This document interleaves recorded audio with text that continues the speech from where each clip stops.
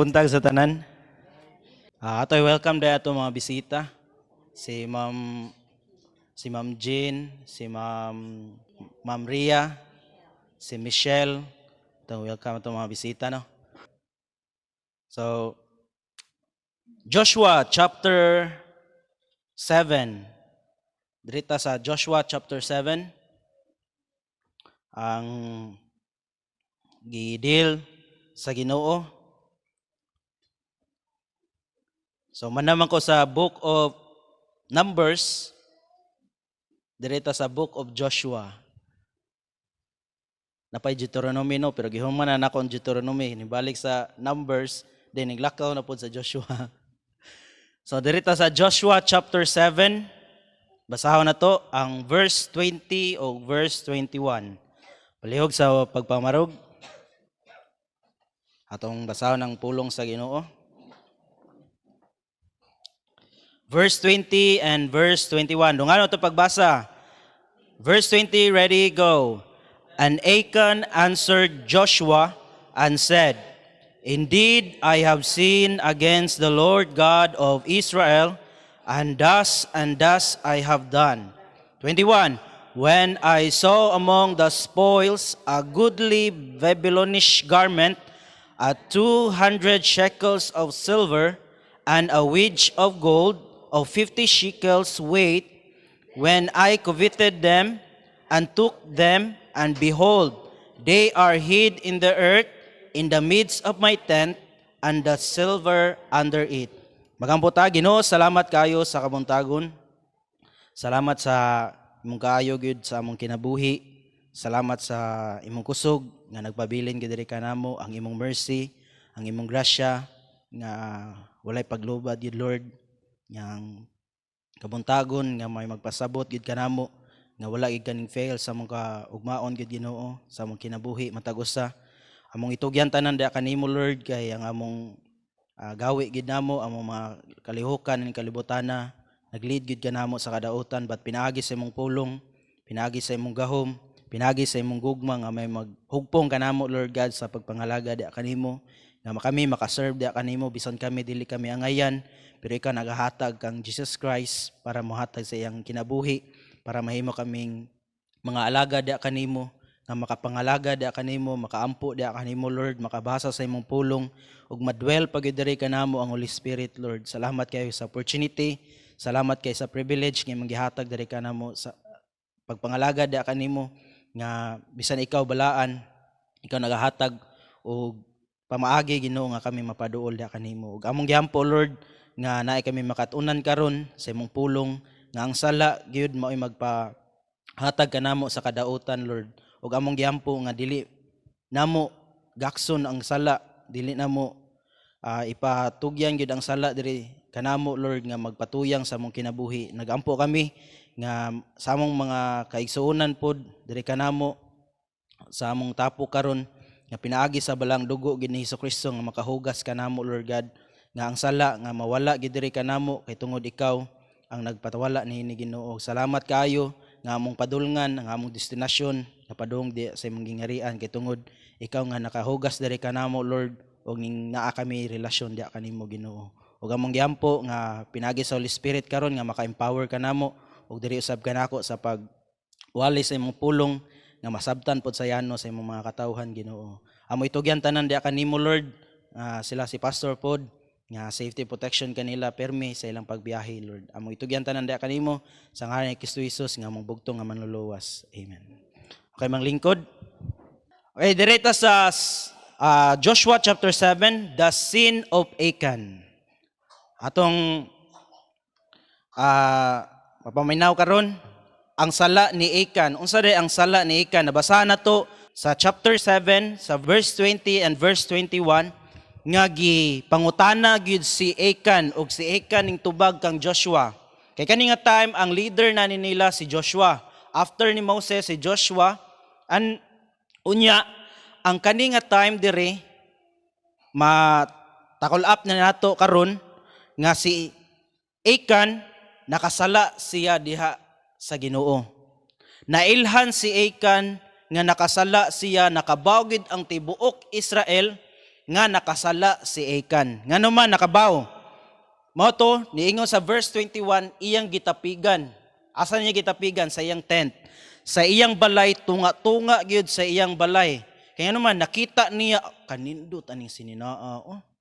Kaning gold, ang silver, bugata ni kadaghan ani kwaon jud ko ni. Asa man gikan? Gikan sila sa Jericho. Ilang napildi ang Jericho nga without kanang pagkuha na, dili pagyud pa maagi sa ilang kusog nganong napildi nila ang Jericho. Pinaagi pagyud sa pulong sa Ginoo nga mao ninyong buhaton. Magtuyok-tuyok lang mo diha nya sa ikapito nga adlaw ug ikapito katuyok ninyo, shout gyud mo, syagit gyud mo. Unya pag syagit nila natumba. Unya si Achan nakakita siya dito og mga nindot nga mga butang kanang tantalizing, mao ba nga word? Kana nagsiga-siga gid yang mata gid ba sa gold, sa nindot nga sanina ug sa mga silver iyang gipanguha. So karon dirita sa point number 1, tungod sa sala ni Achan, nag-cause nila og defeat. Cause of their defeat. Asa man sila na pildi. Kay sa Jericho, unsa kadako ang Jericho, unsa ka ngilngig ang Jericho, double wall ang Jericho, napildi nila. Pero sa kaning nga time, sa next battle sa mga Israelites, napildi sila. Ang nakapildi pagid nila sa verse number 1. Akong basa, but the children of Israel committed a trespass in the accursed thing, for Achan the son of Carmi, the son of Zabdi, the son of Zerah, of the tribe of Judah, took up the accursed thing. And the anger of the Lord was kindled against the children of Israel. Tungod lang sa usa ka sala. Tungod lang ni Achan, nasuko ang Ginoo, ginstrakan sila nga dili gid mo kuha og bisan unsa sa dihang mukangker sila og usa ka lugar, pero kaning gaheng nga si Achan nagkuha jud siya, nakasala gid siya. And Joshua sent men from Jericho to Ai. Padulog gikan sa Jericho, niingon si Joshua magpadala siya mga tao padulong sa Ai, iyang ipa-spy dito. Iya ipatan-aw dito ang lugar sa Ai, which is beside Beth-Heaven, on the east side of Bethel, and speak unto them, saying, go up and view the country. And the men went up and viewed Ai. So nagpadala si Joshua, and they returned to Joshua, and said unto him, let not all the people go up. Ayaw tanang tao padtua, dingon ang spaya, but let about 2,000 or 3,000 men lang ang ipadala to go up and smite Ai. So, unsa kagamay ang Ai. Pero nganong nakakos nila og defeat ang Ai? Tungod sa sala. Tungod sa sala ni Achan, ang gamay nga syudad nga Ai, ngano makaingon kagamay? 5 kagikan sa pila sila kabuok gud, milyon sila kabuok. Pero ang ipadala ra Joshua ang ipadara dito sa Ai kay 2 or 3,000 lang, kay gamay kay gyud ang Ai gyud. Makaingon ta chicken ra kay na nato. Pildi gani nato ang Jericho gani, Ai na ba hinuon. So, sunod. Verse number 3, but let about 2 or 3,000 men go up and smite Ai, and make not all the people to labor thither, for they are but few. Hambog na kayo sila, no? So there went up thither of the people about 3,000 men. Nagpadagid si Joshua og 3,000. And they fled before the men of Ai. Nagdagan-dagan sila padong atras. Ngano man, kay naay sala. Sala sa usa ka tawo nga si Achan nagkuha og mga butang nga gi-instruct sa Ginoo ayaw kuhaa. Verse number 5, and the men of Ai smote of them about 36 men. May gani, 36 rang napatay. Uy, nangamatay ng 36, mga ito na tadagan na. Nya, pila sila kabuk? 3,000 sila kabuk niya, 36 namatay. So nagdagandagan na sila, mura sila iro nga nagbahag na sa ilang ikog. So naitabo, for they chased them from before the gate even at Shebarim and smote them in the going down, wherefore the hearts of the people melted and became as water. Ning talaw na gid sila. Tungod sa 36 ka tawo, nakita gid sila giunsa to pagpatay ang 36, dagandagan ang 3,000 ka buok eh. So 3,000 minus 36, so na yun, 2,066 na lang siya. 64. So dagandagan ang 36, murag gi-master na gito dito sa mataga AI ba. Nagtuo mo nga di mo sukol ninyo, gitagaan og courage sa Ginoo, dagandagan ang mga kuan eh. Ang mga Israelites, ang mga spies, ang mga soldiers sa Israel. So, what happened? Just like water ang ilang heart na melted yun. And Joshua, sa verse number 6, and Joshua rent his clothes and fell to the earth upon his face before the ark of the Lord until the eventide. He and the elders of Israel and put dust upon their heads. Verse number 7, and Joshua said, Alas, O Lord God, wherefore hast thou at all brought these people over Jordan to deliver us into the hand of the Amorites to destroy us? Would to God we had been content and dwelt on the other side Jordan? Nga nakapalabang na minimo Lord nya sa AI unsa kagamay, mapildi na hinuon mi. Nag-istorya na si Kuan. Joshua, O Lord, what shall I say when Israel turneth their backs before their enemies? Nanalaw man ni sila. Unsa kagamay ang AI, ning talaw naman hinuon ni sila. Verse 9, For the Canaanites and all the inhabitants of the land shall hear of it. Kung makadungog ang ubang nasod ani, unsaon na lang miani. And all the inhabitants of the land that hear of it, and shall environ us round, and cut off our name from the earth. And what wilt thou do unto thy great name? Kung makadungog ang ubang nasod ani, taliyukan gid mi ani ron, i-besiege gid mi ani nila. Unya, magkagutom na mi. Dayon ang mahitabo pagidani, mauwawan ang imongan Lord. Unsa na lang mi. So si Joshua, na-stress na si Joshua no. Nga mulid nato sa atong next point, pero before tamuara, di ba? Diri sa book of Joshua chapter 7 nga nakita gid nato ang kapildihan sa mga Israel. Nga first defeat nila gikan sa pagkadaog nila sa first battle nila sa Jericho, pero sa second battle nila nga naa na sila sa promised land, napildi na hinuon sila. Sa kagamay sa ilang kontra, confident na kay sila sa ilang kaugalingon nga pildi gini nato ang dako, kanina nung gamay di nato kapildi. Pero tungod sa sala lang sa usa ka tawo, ang AI nakapatay pagyud og Israelites. Unya dili kay lang nakapatay sila, bisan ang ilang kasing-kasing, ang ilang huna-huna. Unsa naman to? Wala na sila confident.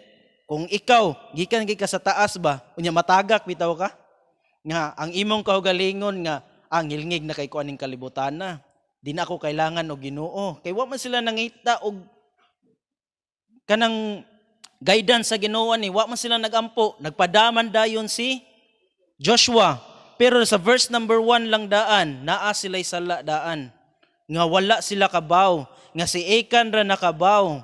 Kay kuan good ni sa verse number 20 o 21 pa lang daan, sa iyang experience pa lang daan, ginindutan gid siya. Naganahan gid siya, so iyang gikip sa iyang kaugalingon. Ganahan kay siya, pero ang mga Israelites walay know-how sila. Wa sila kabaw nga naa day sila sala di ay. Sa usa lang ka tawo nga sa usa ka sala lang nadamay na silang tanan. Sa book of Isaiah, rito sa book of Isaiah chapter 59, Isaiah chapter 59, verse 1 to verse number 4. Ang gingon diri, naara mo? 59 verse 1 until sa 4. Ingon diri sa verse 1, Behold, the Lord hand is not shortened, that it cannot save, neither his ear heavy, that it cannot hear. But your iniquities have separated between you and your God, and your sins have hid his face from you, that he will not hear. Tungod sa sala, maoy makapa, layo ginato sa Ginoo. Mao na napildi ang Israelites, mapildi punta sa atong kinabuhi matag adlaw tungod sa sala. Tungod sa sala. Verse number 3, for your hands are defiled with blood, and your fingers with iniquity. Your lips have spoken lies, your tongue hath muttered perverseness. Now, verse number 4, none call it for justice, nor any plead it for truth. They trust in vanity and speak lies. They conceive mischief and bring forth iniquity. So tungod sa sala, dili gid ta matabangan sa Ginoo. Tungod sa sala, ang gagmay na to nga mga problema, gagmay nga mga challenges sa atong kinabuhi, pildi jud ta. Kaya naman, ang sala nga imong gitipig-tipigan sa imong kasing-kasing, imong giamuma sa imong kinabuhi, imong bisan wala ka kabaw nga nakasala di ay ka, kay mga Israelites wa sila kabaw nga si Ika nakasa di ay, pildi sila. Pildi kay tungod sa sala. Pasalamat ta nga naa si Jesus Christ ning lupig jud, giput down gid niya, iyang gi ula gid ang iyang dugo para mahugasan ta sa sala. Pasalamat ta nga sa kapildi na to, permi naman kita, pildi naman kita daan gyud. Ano man, padung na to sa impierno daan. Kapildihan na ginato tungod sa usa ka tawo lang nga nakasala, nga which is si Adam. Nadamay na tang tanan. Kani gid si Adam gyud. Kani gid ang bitin gyud, kani gid si Eva gyud. Magsige tagpasangil pod no. Nya ang defeat na to sa matag adlaw pa sa atong kinabuhi. Kay ang sala napildi naman gyud. Naa naman ka kay Kristo sa imong kinabuhi. Ang defeat na to naa na gyud sa atong kaugalingon gyud. Di kita kapasangil tungod manggud niya, napildi hinuon ta dili na karon naa na tay Kristo. Kumuklaim ka naa kay Kristo, padung na gyud ta diha sa kadaugan. Kung para nato sa atong hunahuna, pareho sa mga taga-Israelites nga became as water na melted gid ang ilang heart. Kung sa atong kaugalingon, nakasure ta nga natay Jesus Christ, pero ang atong hunahuna, melted lang gyapon. Nagyapon fear lang gyapon. Nagyapon pagka madudahon gyapon sa Ginoo. I-scrutinize na to atong kaugalingon nga naa ba tay sala o wala. Or basin, wala pa kay personal relationship diya sa Ginoo. Basin, wala pa kay Kristo sa imong kaugalingon jud. Wala pa gid nimo natino gid ba? Tinua gid kuno bi. Ngi 100% gid nga dawata gid si Jesus Christ sa imong kinabuhi. Kay para sa matag adlaw na tong panginabuhi, sa pakigbatol na to sa atong kinabuhi, ma-challenge ta nga makadaog jud ta. Nga di na to himuon ang problema ba, di na mo na to ang sala, ang mga challenges sa atong kinabuhi nga mahimong babag na hinuon sa pagkapildi gid nato. Dapat atong ikuan atong kaugalingon nga, Lord, nay ko'y challenge. Nya naa man kanako, Lord, mawawan jud ka. Mawawan ko, kung mawawan ko nya ning claim baya ko nga ako usa ka Kristohanon. Nga dapat ang akong kinabuhi may susama sa imong image. May susama diha nimo. Nga niingon pa gid ang Ginoo, ang promise sa Ginoo sa verse 1 to 4 diri sa Isaiah 59, wa ra ba nagkuwang gid ang Ginoo sa atong kinabuhi? Dili mubo ang kamot sa Ginoo. Taas ang kamot sa Ginoo. Nga may pungkol lang Ginoo dili man. Taas iyang kamot nga makasave diri nato. Ningon siya nga dili pud heavy ang iyang, di pud siya bungol. Ang Ginoo nga di siya kadungog, pero tungod sa imong iniquities, tungod sa imong sala, tungod sa atong sala, mao'y makapalayo na to diya sa Ginoo. Mao na nakalid sa defeat nilang Joshua tungod sa sala lang sa usa ka tawo. So kung wala ang sala, ang AI, wa ta kabaw, mo surrender na tong AI, surrender ninyo kagamay na mo, kadaghan ninyo, napildi ninyo ang Jericho, ang unsa kadako ang Jericho, mo hands up ang AI.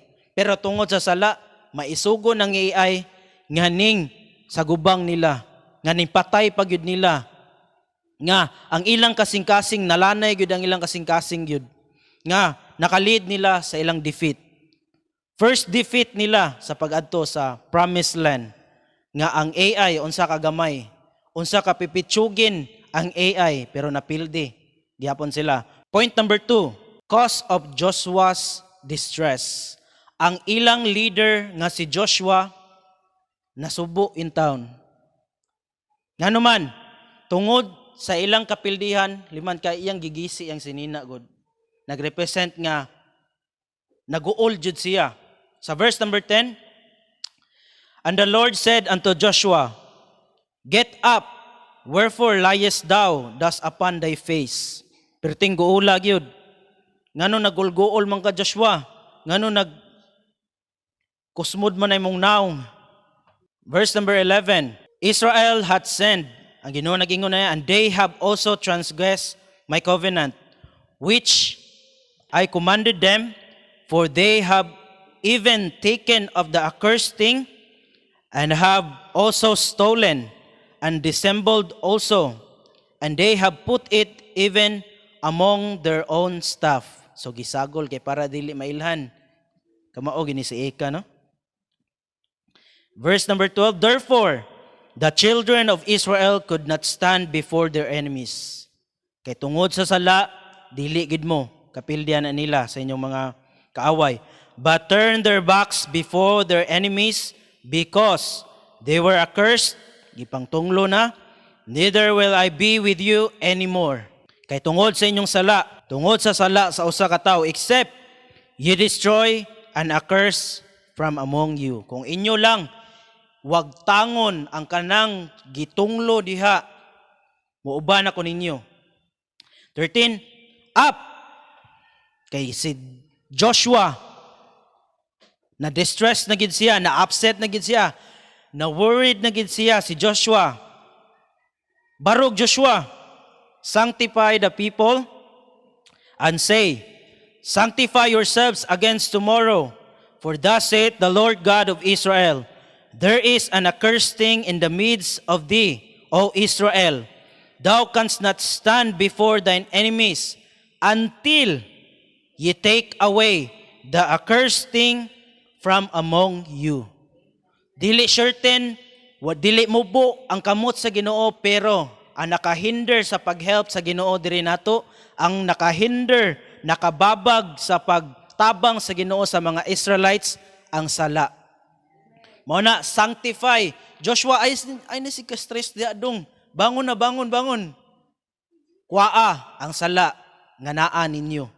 In the morning, therefore, ye shall be brought according to your tribes, and it shall be that the tribe which the Lord taketh shall come according to the families thereof, and the family which the Lord shall take shall come by households. So mailhan gyud kay by tribe, by family, hantod makit-an gyud nya by persona. And the household which the Lord shall take shall come man by man. So bawaan gyud kung kinsang nakasala. And it shall be that he that is taken with the accursed thing shall be burnt with fire. He and all that he hath. Tanan gyud hasta ang butang nga niya, because he hath transgressed the covenant of the Lord, and because he hath wrought fully in Israel.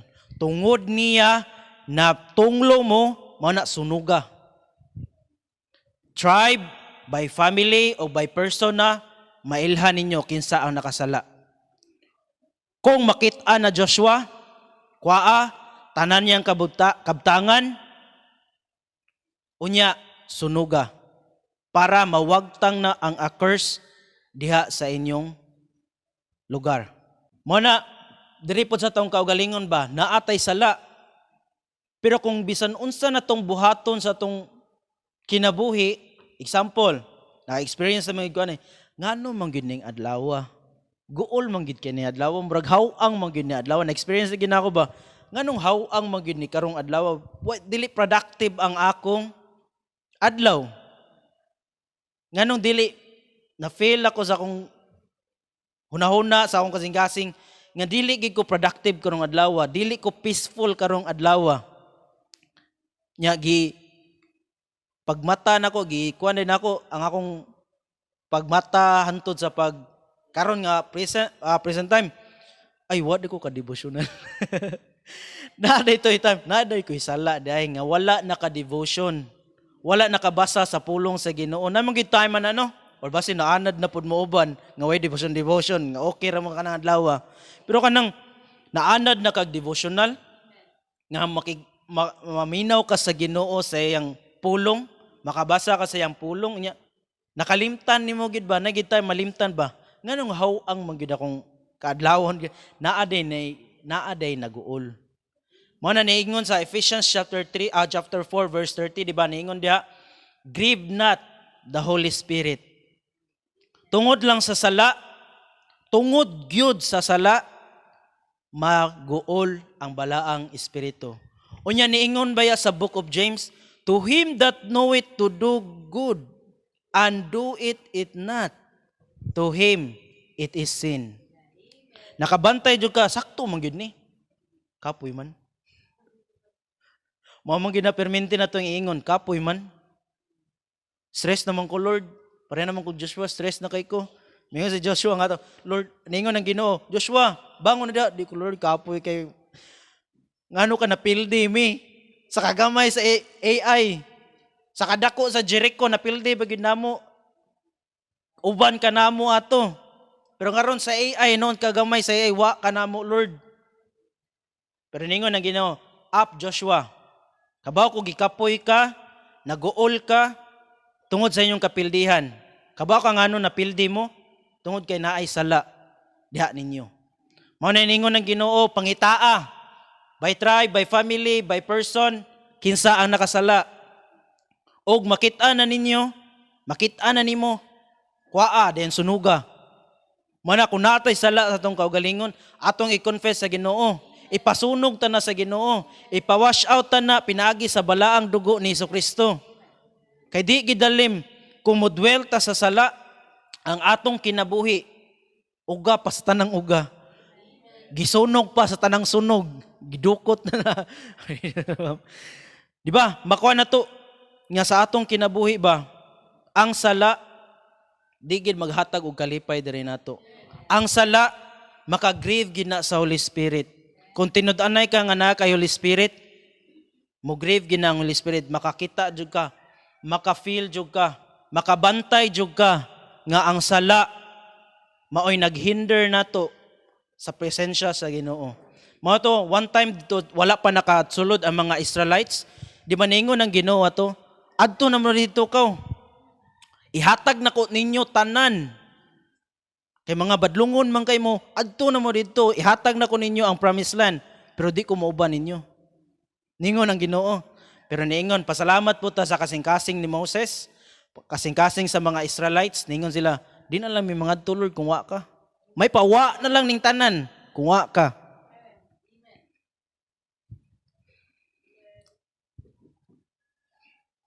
So na-stress si Joshua, na-stress ang mga Israelites tungod sa sala. Mas pilio nila, mas gipili ni Achan ang mga butang ning kalibutan na kaysa iyang relasyon diha sa Ginoo. Nga nakapahinder niya, nga mahimo siyang panalangin unta sa mga Israelites. So kabaw ba mo nga sa ang Joshua nga pangan, kung himuon siya og Greek, kabaw mo unsa nga word? Jesus. Ang Hebrew name, Joshua, pero kung himuon siya Greek, Jesus ba yan na? So, ang leader na to, nga atong Savior pod, nga nagrepresent si Joshua, atong nga time, nga ang Joshua na to karon which is si Jesus Christ, nga naghatag nato og kadaugan, nga naguol siya sa atong kinabuhi, nga tungod sa sala ng ni Achan, naguol si Joshua, tungod sa sala nato, makasala ta, naguol pud ang Holy Spirit. Diri nato.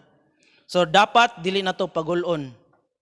Pareha ni Joshua, na distress gid si Joshua tungod sa sala ni Achan. So karon sa point number 3, tungod sa sala ni Achan, naka-cause pud niya sa iyang kamatayon. Cause of his death or cause of Achan's death. Tungod sa iyang sala, nakit-an gid si Achan. Sa instruction sa Ginoo, unsa ang pagpangita nimo Joshua, kay naguol na man gid ka, pangitao na to. Pangitaa kinsa ang nakasala. Nganong napildi mo sa lugar, sa country nga, usa ka country nga gamay kaayo, pero napildi gihapon mo. Sa verse number 16, unsay tungod sa sala, namatay si Achan. Verse number 16, so Joshua rose up early in the morning and brought Israel by their tribes, and the tribe of Judah was taken. And he brought the family of Judah, and he took the family of the Zarhites, and he brought the family of the Zarhites man by man, and Zabdi was taken. Nagkuhan-kuhan na, Naggagmay-gagmay na, hapit na. And he brought his household man by man. And Achan, the son of Carmi, the son of Zabdi, the son of Zerah, and of the tribe of Judah, was taken. So nakitaan. 19, and Joshua said unto Achan, my son, give I pray thee glory to the Lord. Nagapasag chance ni Joshua, Lord God of Israel, and make confession unto him, and tell me now what thou hast done. Hide it not from me. O si Achan ning tubag. And Achan answered Joshua and said, indeed, I have sinned against the Lord God of Israel. Ning tug-an na gid siya. And thus have I done. Verse 21, and when I saw among the spoils a goodly Babylonish garment, and 200 shekels of silver, and a wedge of gold of 50 shekels weight, then I coveted them, and took them, and behold, they are hid in the earth, in the midst of my tent, and the silver under it. Sa tunga-tunga pagyud sa iyang tent. So unsa ka dear na niya, unsa ka nindot na niya, giimportante na gid niya ang mga Babylonish garment. Uy, nindot niya sinina da, musimba jud koron. Musimba lang tungod sa mga butang. Pero kung way nindot nga mga butang, di musimba. Si Achan, mas gipili gid niya ang butang kaysa mahimo siyang holy sa iyang kinabuhi. Unya, sa verse 22, so Joshua sent messengers, and they ran unto the tent, and behold, it was hid in his tent, and the silver under it. And they took them out of the midst of the tent, and brought them unto Joshua, and unto all the children of Israel, and laid them out before the Lord. And Joshua and all Israel with him took Achan, the son of Zerah, and the silver, and the garments, and the wedge of gold, and his sons, and his daughters, and his oxen, and his asses, and his sheep, and his tent. Tanan gyud, astang tent. Demolish na gyud siya tanan. And all that he had, and they brought them unto the valley of Achor. So tanan niyang kabtangan, iyang daughter, iyang sons, gidala pod, nadamay-damay na gyud. So, dili kay lang ang si Achan ang namatay, naapil pa yung mga asno. Kung napa to siya ero, apil lang yung ero. Kung unsa naa ni Achan, damay tanan. And Joshua said, verse 25, why hast thou troubled us? The Lord shall trouble thee this day. And all Israel stoned him with stones and burned them with fire. After they had stoned them with stones, and they raised over him a great heap of stones unto this day. So the Lord turned from the fierceness of his anger, wherefore the name of the place was called the Valley of Achor unto this day. So, tungod sa sala, naay gyud kamatayon. Tungod sa sala, naay madamay nga mga tao sa atong kinabuhi. Maingod gyud ang iro nimo, may pawati ka na amo na. Maingod gyud ang mga gipang-alaga nimo or mga siguro ang imong anak, imong asawa, imong mga kaliwat. Maingod gyud may pawati ka na papa. May pawati ka na kaliwat. Makaingon gyud no. Nya sa atong kaugalingon pod naay gid ra ba namatay kung makasala ta. Nga Romans chapter 5 verse 12, then lukso ta sa 18 to 21. Wherefore, as by one man sin entered into the world, and death by sin, and so death passed upon all men, for that all have sinned. Tungod lang sa usa ka tawo, tungod lang ni Adam, tungod pod ni Achan, ang sala ning kuyanap dito sa Israel, sa mga Israelites. Unya tungod ni Adam, ang sala tungod lang sa usa ka tawo nga nakasala, tibuok tawo sa kalibutan wala pa na anak, naay sala. Na-inherit nga sala nga makalid nato didto sa impierno. Makalid nato sa second death nga ang impierno nga nagkadilaab nga kalayo ug asupre. Unya kung pari ka or mga false prophet ka, tumban-tumban pag ka dito sa ilaw. Ikaw ang tumdanan, ikaw ang stepping stones dito. Verse 18, therefore, as by the offense of one judgment came upon all men to condemnation, even so by the righteousness of one man, the free gift came upon all men unto justification of life. Pareha ni Joshua, pareha kang Jesus Christ, nga nakaredeem diri nato, naguol pag yun ni Renato, liman ka si Jesus Christ, nagampo. Singot ha, daw dugo na. Unsa na siya? Distress pa na? Stress pa ba na? Sobra pa man na sa stress. Nga according sa mga doctors, kung dugo na gani ang imong, kalimot ko sa pangalan, unsay term na niya, basta lisod to pa i-pronounce, unsa to nga, kung dugo na ang imong isingot, grabe na gyud ang internal nimo nga pagka-stress. Grabe na gid na siya ang mga internal organs nimo, ang imong panghuna-huna nimo, grabe na gid ang imong giuna-huna. So, pasalamat ta nga naay one man nga tungod sa ning one man pod nga righteousness, kitang tanan pod ang ma-redeem. Pasalamat ta nga naay usa ka tawo nga gikan sa langit ning ari sa kalibutan para bayran ng atong mga sala. Sama kang Achan, siya gisunog, gipatay. Ang sala gipatay niya. Pasalamat ta nga iyang gibayran ang atong mga sala. Tungod sa usa ka tawo lang gyud nga na-fall. Ang atong kinabuhi, pildi na gyud atong kinabuhi, pero giredeem pa gyud sa Ginoo. Kontrata sa Ginoo. Grabe ka kontra gyud, sungayan jud kayo, liwata gyud. Sayawa, pero pasalamat ta gipili ta.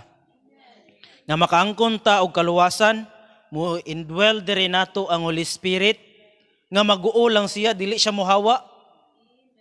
Maguol siya, oy, sala naman gyud ni. Uy dong, day, murag, na naman sa imong tunga-tunga sa imong tent ang imong sala, imo pagilubong, imo pagiamuma. Kung wata ba, bata to, niluta, gida sa sala, oy, mudako, baka no. Dili dapat nato panggaon ng sala.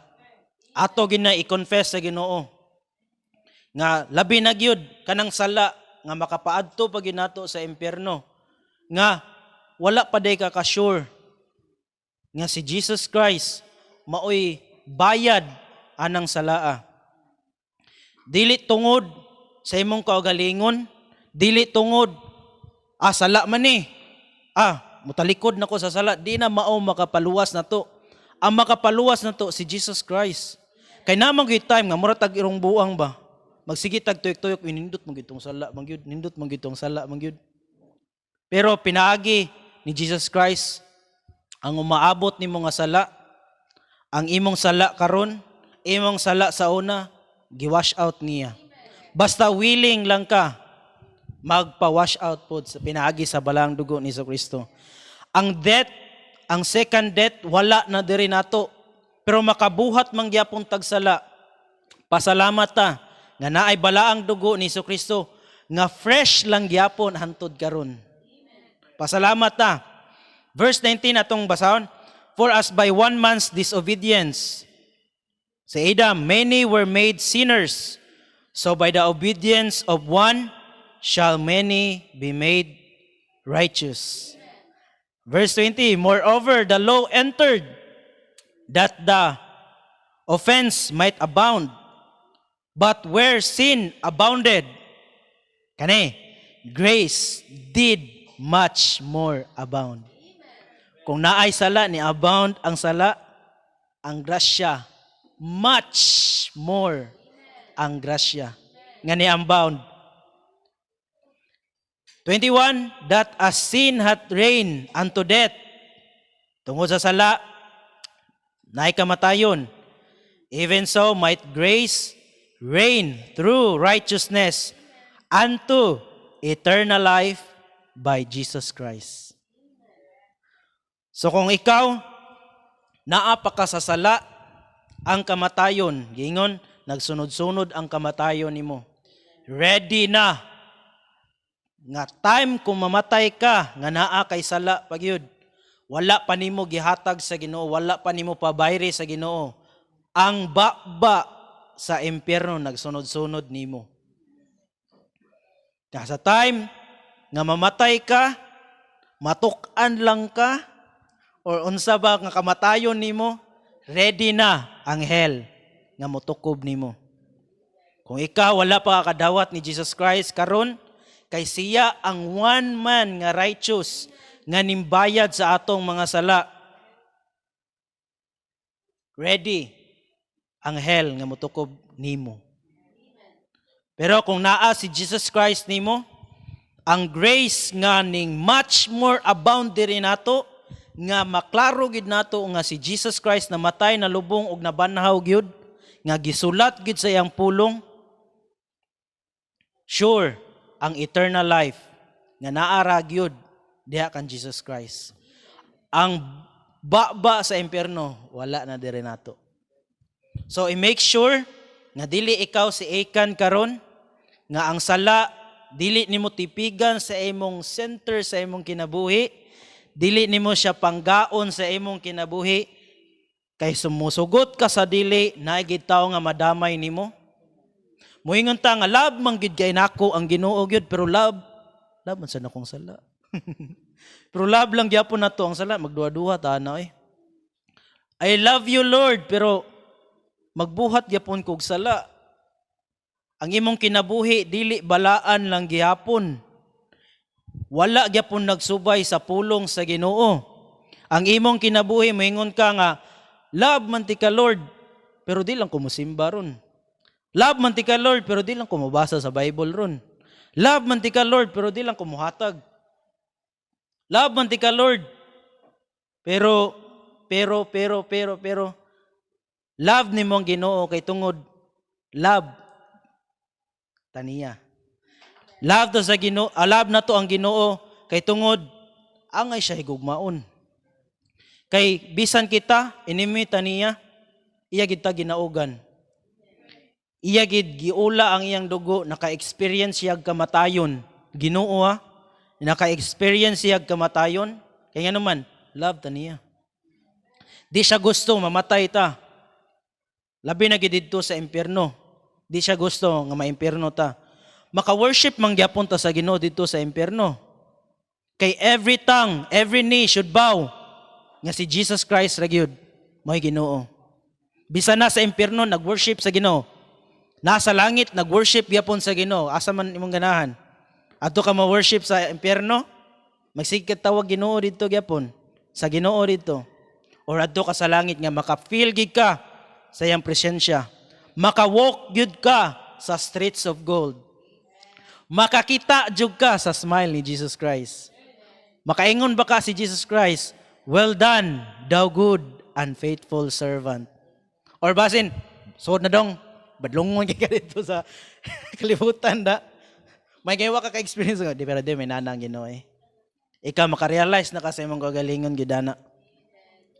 Direta sa, di ba? Para dili ta makasala. Unsa man? Sa Psalm 19 verse 11 wala na diha.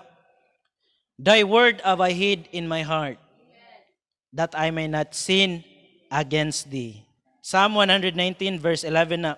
So ang pulong sa Ginoo unsa kanindot nganong magul-anon mong kukarong adlaw Lord, basin wala nimo gihid ang pulong sa Ginoo sa imong kasing-kasing. Basin ang imong gihid sa imong kasing-kasing kay ang sala, ang kabadlungon, ang buluyagon nga baga Kristohanon. So dapat pinagi sa pulong sa Ginoo nga makatuna nato nya ato pag ibutang sa atong kasing-kasing pagyud ang pulong sa Ginoo para dili ta makasala. Nya gingon pagyud sa Ginoo pagyud sa 1 Peter chapter 1 verse 15 to 16 giingon diha nga be ye holy for I am holy. Uy, ning claim siya nga Kristohanon siya. Pero ang kinabuhi murag dili lagi Kristohanon lagi. Dili lagi Christ-like nga Kristohanon lagi, mamalikas lagi gyapon. Muyus lagi gyapon sa vain name or sa kanang sa kuana na use the name of the Lord in vain lang gyapon. Dili makita sa imong karakter ang Christ-like character sa imong daily walk nimo kung dili pa makita pagyud si Hesukristo sa imong kinabuhi. Dili ka makahuna-huna, di ka mikigistorya sa Ginoo, mag-communicate ba sa Ginoo matag adlaw, matag segundo sa imong kinabuhi. Walay communication lang gyapon, hawang lang gyapon, magduda ta na. Basin wala pa ka na holy gyud. Dili ka kasud sa presensya da sa Ginoo. And then sa 1 Corinthians chapter 15 verse 55 to 58. Tungod sa sala, na-defeat sila, na-distress ang ilang leader, then namatay gyud ang nakasala. Nana mo? 1 Corinthians chapter 15 verse 55 to 58. Verse 55, O death, where is thy sting? O grave, where is thy victory? Kung naa na kay Kristo sa imong kinabuhi, wala na sala nga makapaadto nato sa impyerno. Makaingon kita, O death, ay nagbalik diri sa Pilipinas.